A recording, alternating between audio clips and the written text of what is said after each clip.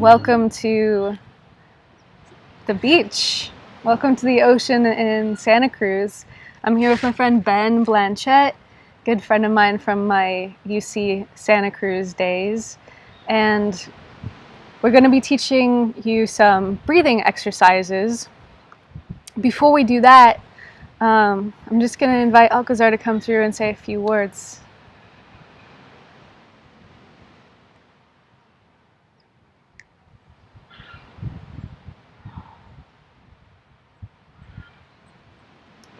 And so, beloved ones, we greet thee, 'tis Alcazar, and we invite you to simply relax.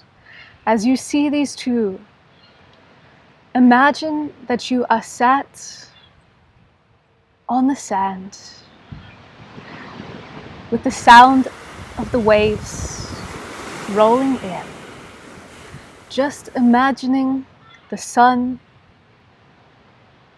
gently touching your face with its warmth,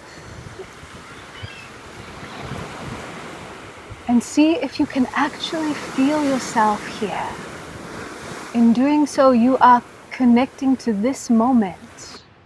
These two have been students of an ancient lineage of yoga. An ancient lineage that is designed to bring you into single-pointed focus, your awareness expanding. And so they have, through their ancient practices, developed ways to work with the breath and the body that assist you in raising your vibration. This ancient yogic breath work is a powerful tool, and we invite you, as you listen to these videos, to feel the effects. With each practice that you do, allow yourself to really take a few moments to observe, to be the witness, to feel the shift in your conscious awareness. And for some of these practices, you may feel that you shift into a higher state of awareness. And so we invite you to enjoy these practices. They are a gift from ancient India to you.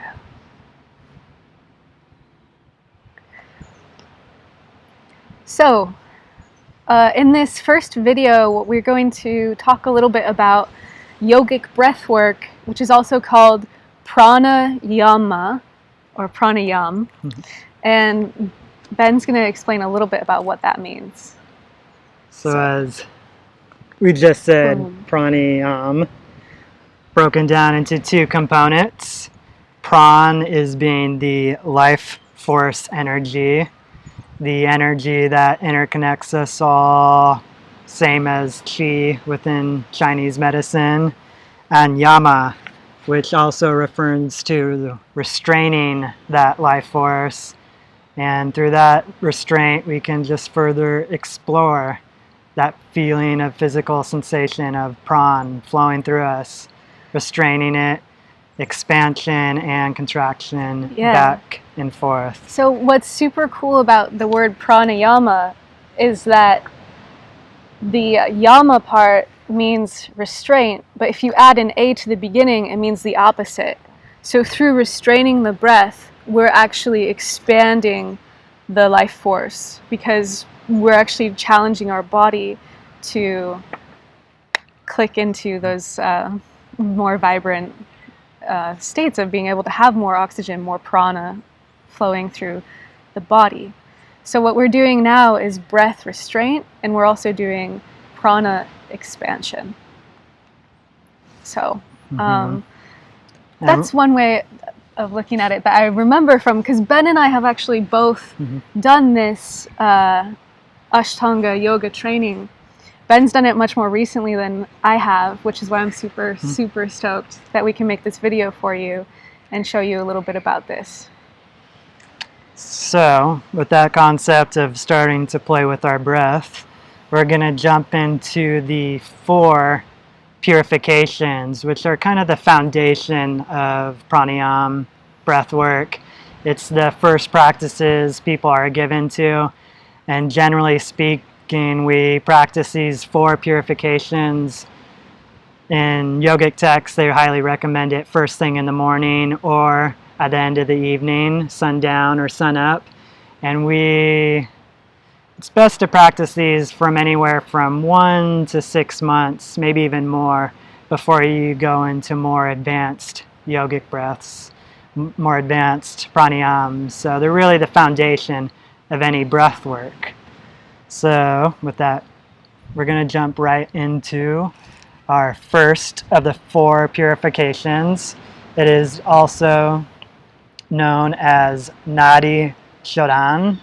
Nadi Shodhan. And in English, this means subtle energy channel cleansing. So we have many energy channels, just like through acupuncture and yogic texts. We have bayous in our body, channels of energy, and we want to cleanse these for more advanced practices. So Nadi Shodhan is a great neutral practice. It's neither heating or cooling on our body. And to start on out, we just want to find a nice comfortable seat with our sit bones placed firmly on the earth. Our spine is engaged, our core is engaged, so our chest just pops out a little bit, and our head is reaching for the sky. So we're kind of creating an elongated feeling along our spine, making sure we engage our body. So to begin Nadi Shodhan, we like to put our hand in Vishnu Mudra, which is our thumb and 2 little fingers out. We're going to start the practice by blocking off our right nostril. I'm not going to do this fully while I'm talking, but we block off our right nostril. We take a full breath in through our left nostril, a full yogic breath using as much as our lungs as comfortably possible. And then we switch our finger position, blocking off our left nostril, and do a full exhale out of our right nostril. Once you fully exhale, we breathe back in through the right nostril fully. Switch our finger position to block off the right, and take a full exhale out of our left nostril. And this would classify as 1 round. And we do this anywhere from 6 to as many rounds that are comfortable for you. Normally recommend at least 6 to 12 rounds. And it's also known as alternate nostril breathing. And I like to think of it as a horseshoe going back and forth, or like a seesaw. Breathing in one side, out the other, up one side, and out the other. So you switch sides every time you exhale. Before you exhale, switch sides. Yeah. So it's a slowly alternating one. Yeah. And on a spiritual, energetic mindset, we can also be transferring or concentrating on our Anja chakra, also known as our third eye. Some people even like to put up their middle finger and pointer finger and even leave those fingers on our forehead. If you like a physical reminder of that, then go for it. If that's too much, don't focus on that, and that will come in due time. And like I said, this is a great neutral practice. It's neither heating nor cooling, so it doesn't matter on your dosha in the Ayurvedic mindset. It's great for everybody. And quick notes.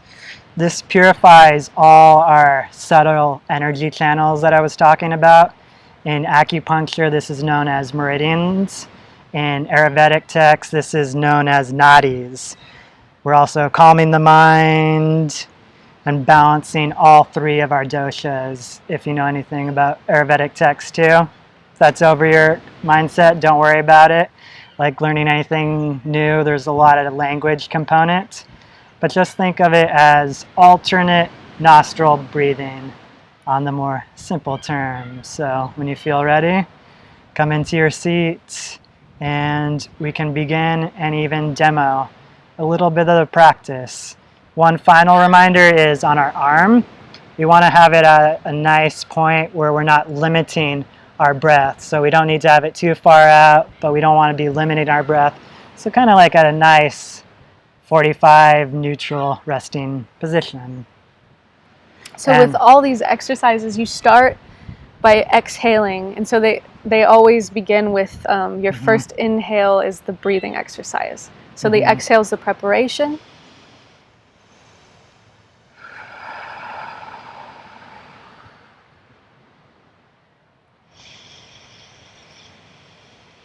Inhaling, switch, exhale.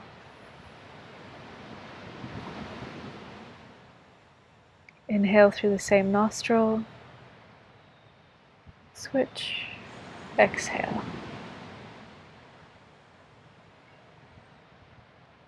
And continue inhaling through the same nostril that you exhaled, and at the top of the inhale, switching.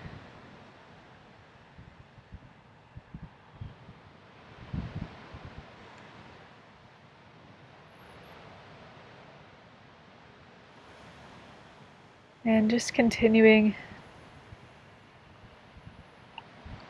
And that's the first round. And one final reminder on Nadi Shoden, we always begin and end through our left nostril. And this is just to keep the temperature neutral and the mind stimulated. And I like to think of this as a great way of stimulating both sides of our brain. We're really trying to awaken the left side of the brain, the right side of the brain, and unify that brain, our body, mind, soul, all as one unit in the moment. Yoga actually means to bring together, to unify. So alternate nostril breathing is a beautiful way to begin. Any and all practices. So, cool. We'll move on to another practice, and we invite you to practice alternate nostril breathing on your own and feel the effects, as Alcazar said. Welcome back. In this next video, we're going to move on to the second purification, and Ben will tell you what that is. So the second of the 4 purifications is known as Kapalabhati. It's also known in English as skull shining breath. And this breath comes from our chest. And we're basically doing a short, forceful exhale through our nostrils. There's a little mini natural inhale there, and then back to that forceful exhale. And it's kind of like a tapping, tap, tap, tap. We like to focus on our third eye central, just to bring a little physical sensation there. And yeah, it's a short, forceful exhale, little natural inhale. And you basically do this as a beginner anywhere from 10 to 30 times. And you can gradually increase with more intermediate and advanced practitioners. There are some contraindications for this practice. The biggest one is if you have any uncontrolled high blood pressure. And when I say uncontrolled, I mean no medication. You're just trying to naturally treat your high blood pressure. You don't want to do this one too forcefully. Some teachers recommend that you can do it, but just do it very subtly and more an energetic breath than a strong, forceful exhale. Yeah, that's the main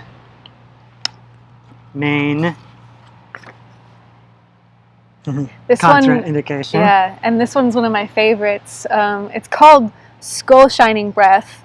So what's not to love about that? It basically, what you're doing with the forceful exhales is you're focusing on, again, your third eye chakra, and it's like you're focusing on white light energy clearing every exhale. And for me, it always makes me feel a lot of this kind of energy. So looking forward to teaching you this one. Yeah, like Julian said, it's bringing a lot of energy to the head region. And one of the other benefits is it actually helps clear mucus from our sinuses. So if you're having any sort of mucus, sinus infection or bug, it actually helps clear that out physically and energetically, and helps you feel a little bit lighter and uplifted afterwards. So once again, you just want to find a nice comfortable seat. Sit bones firmly on the earth, spine strong and engaged with that natural S-curve in the spine, your head resting evenly on your shoulders, and almost picture a rope coming out of the top of your head just to pull that head up and create an elongated feeling. So you're fully engaged and grounded here on the earth while also reaching up for the heavens. So once you find that nice, comfortable seat, we will demo it for a moment, and maybe one of us will be explaining that a little bit while one of us demos.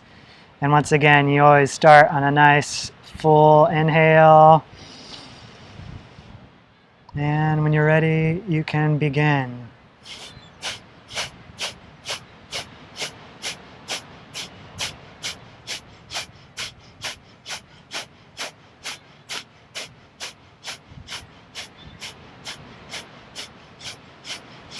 So what you're doing here is every exhale, you're imagining that white light going through your third eye. And the exhale, like Ben said, the exhale is what you're focusing on. So the exhale is this strong, forced breath that's coming from the top of your chest. The inhale, you literally just, it's almost like a pause. You're not trying to inhale, you just let it happen naturally. So if you do it, we'll show you one more time. And we can do it together, and then we'll take a few moments to really let ourselves feel the effects. Sound good? Okay, cool. Let's do this.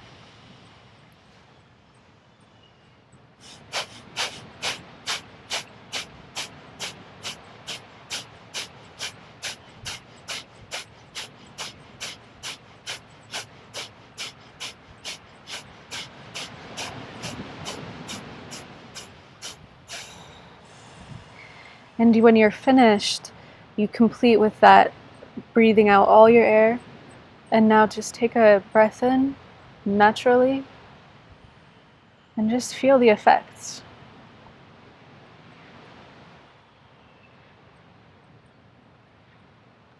And with this one, as Ben said, when you're starting out, you want to do 10 to 30 repetitions of the exhales. And then you can do like 1 to 3 sets also. So you can really let yourself feel the effects even more if this is one that you enjoy. And if you've been doing this for a while and feel a little more intermediate level, feel free to go up to 30 to 50 breaths on a single round. And then once you're feeling very advanced, been doing this for up to 6 months, you can go even up to 100 plus breaths for a single round. And like Julianne just said, it's highly recommended to do at least 2 to 3 rounds back to back, just so you really get into it and can. So what do you do between rounds? I tend to end on a full exhale and just either breathe naturally, nothing forced. You might not even need to take that many breaths since you're saturated with oxygen at that point in time, and that's okay. We tend to have a paranoia when we're not breathing at times, but when we're really saturated with oxygen in our system, it's fully all right not to breathe. But if you need to breathe, go ahead and do it. And the main thing is not to force anything on the in-between rounds. Do what feels naturally. If you're a little lightheaded, which may happen, just take some nice full breaths to help bring some more oxygen into your system and ground yourself after the practice. And actually, that's a good point, because with any of these breathing exercises, if you feel lightheaded or like you're like, whoa, that affected me a lot, one thing you can do is actually lay down on the floor with your legs up the wall. And if you put like a bolster under your hips, that's even better. if you have like a pillow that you can just put right under your hip region with your legs up the wall, that actually will totally make you feel balanced again. Yep, that's known as VPK in some yogic practices, and it's a really beautiful position because for a few brief moments we get to spend the opposite position we spend in most of our life, where our head is the highest point of gravity. But when you do the practice Julianne just said, with our feet being up against a wall, the feet are the highest point, our head is the lowest point. So all that energy and blood will circulate down into our mind and really help ground us, just settle us back down from up in the ether and clouds. Yeah. Great. So enjoy this practice. Welcome to the third of the 4 purifications. This one, the English is called fire wash, and Ben's going to talk a little bit about it. Yeah, fire wash in English. Don't hold me about if anyone knows this in Sanskrit, but I'll do my best. Agni Sara Dhatu. And it's Dhati. Dhati. Language is not my forte. Let's say it again, because this is the way I remember it. Agni Sara Dhoti or Dhauti. So Agni Sari Dhati, also known as fire wash. And this is a belly breath. So we're gonna, when we eventually get to demo it, we'll both demo it sitting down here. But then we'll also, after the first round, we'll take a break. And then I'll stand up and actually show my bellies for the visual aid as well. So just to let you know, if you're a visual learner, the visual aid is coming after we talk about it. Cool. So we want to have that comfortable seat. We do this one on a full exhale.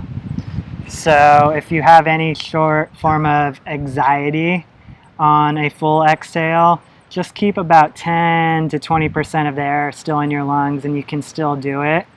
Another dynamic is we don't want to do this one right after eating. If our belly is full of food, it might be a little uncomfortable. So you'll see why. Yeah, you'll see soon enough. So luckily we have an A&2 recently, so we're able to do it. It's highly recommended first thing in the morning because that is when our belly is the most empty of the day and we're going to get the full flush effect. And so this one is really good for your digestion. It's called fire wash because it's stimulating all those gastric juices to actually come through and burn through any residual stuff that's in your system. So that's why you do it on an empty stomach. And before we do this, just always like to do contraindications, just because don't want to get you too emotionally involved or looking forward to it if it's not a proper time for you to do it. Naturally, you don't want to do it after your first trimester of pregnancy.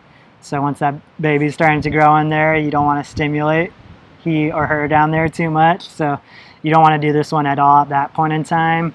Some other contraindications are any gastric reflux disease. If you have just the habit of your reflux coming up, you don't want to do this one physically too much. But just like some of the other breaths, you can still do it extremely light and just do it more energetically and picture yourself doing the practice in your mind, and you'll still get some benefit without the contraindications. So once again, finding that comfortable seat. We take a nice full inhale, exhale to anywhere from all that air to leaving just a little bit in. We lean slightly forward using our arms as a brace on our knees, and we just pull in on our belly. Right below our diaphragm, we pull up and then release it naturally. And we're doing this on the exhale, so we're not breathing at all during this practice. So I'll do a quick little demo. Full breath in and out.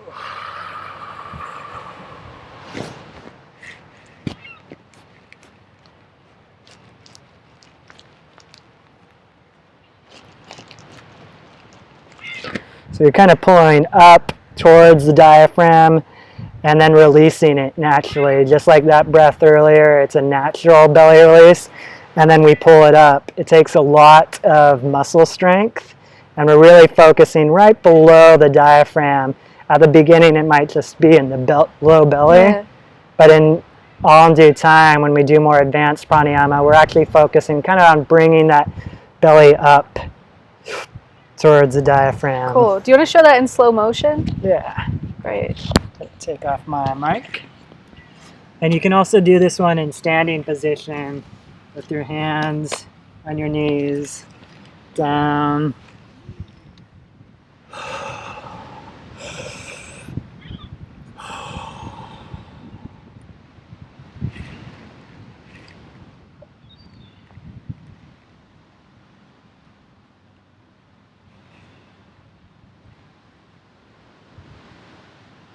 So you're essentially sucking your belly in as if you're trying to make yourself look skinny in the mirror.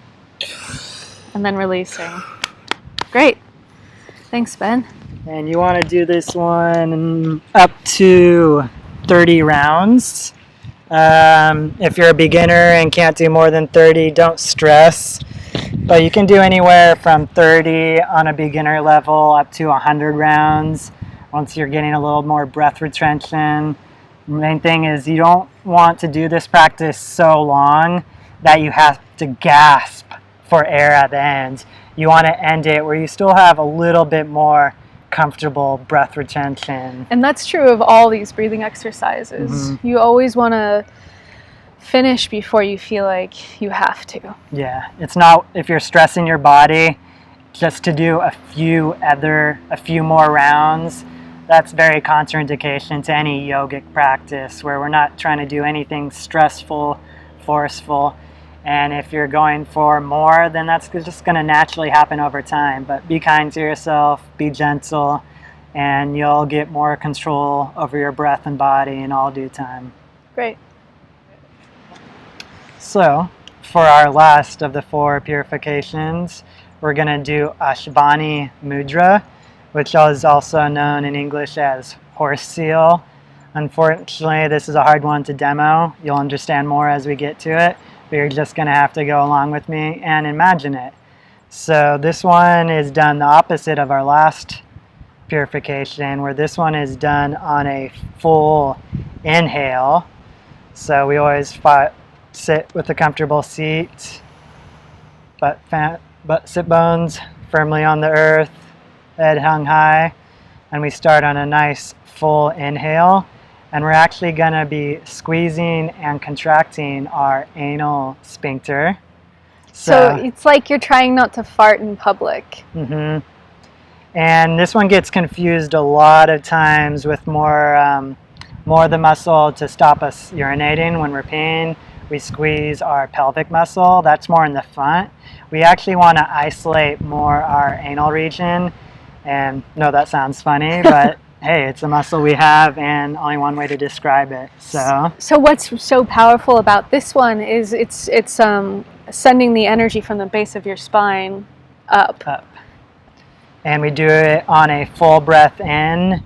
The only main contraindication is if you have any active or bleeding hemorrhoids, you don't want to do this one at the moment. But don't worry if you have hemorrhoids, as long as they're not active, this is going to actually help tone the area and keep those hemorrhoids from popping out as often. So don't worry if you have hemorrhoids in the past, as long as they're not active at the moment, you'll get a lot of benefit from this. So other than that, it's pretty friendly for all of us. We want to find that nice comfortable seat once again. Nice S-curve to our spine, chest slightly out, belly engaged to support our spine. We take a nice full breath in. We lock that breath within ourselves, and then we begin to just squeeze and contract the anal sphincter.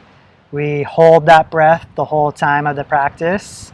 Just do, as a beginner, as many as comfortable, even up to 30. And once again, release that breath naturally before you're out of breath or straining. As you get more advanced practice, it's okay to do more of those. Up to 100, some people can do up to 100 on a single breath, but don't hold yourself by that standard at the beginning. So we'll demo it at the beginning and maybe just use our hands to illustrate the muscle we're contracting within ourselves. So essentially we're squeezing and relaxing, and it's pumping the energy up our spine. So after you take your exhalation, do pay attention to how your body feels. Cool.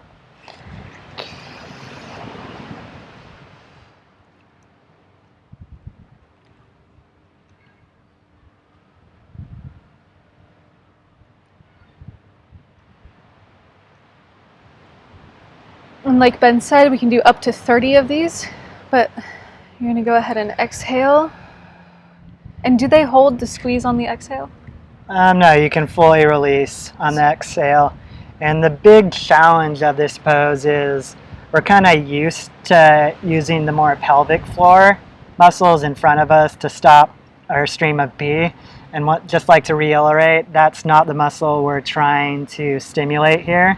We're actually trying to leave that muscle relaxed, and it's just all happening in our anal sphincter muscle. So do your best to be aware, be honest with yourself. We're not doing what some know as Kegels in the pelvic floor. We're trying to leave that area relaxed, and it's just all happening in our sphincter. And it sounds kind of silly, but it really is as if you're trying not to fart in public, and then that's how you'll know. Yeah. You'll be like, oh, I got that. I've had that experience. All been there in a crowded environment and not wanting to gas everybody out. And like we said, this is actually a foundational practice for more advanced breath work. So I know this last one sounds a little silly, but it's actually really powerful, and you might really feel a lot of energy from it because you're bringing the energy from your root into more of your higher chakras. And like Julianne just said, these are the foundation. You want to do these practices from anywhere from 1 to 6 months, even a year, just these practices, doing them every morning, every other morning, doing them fairly regular to really develop these muscles and as well energetic feelings to get us ready for the more advanced practices. Some of the disharmonies of jumping into the really advanced practices right away is we haven't cleared out the closet. We haven't cleared all the junk that's built up in our body. We really want to purify our physical and energetic body so then we can do more advanced practices and without bringing up disharmonies within our mind and body. Great.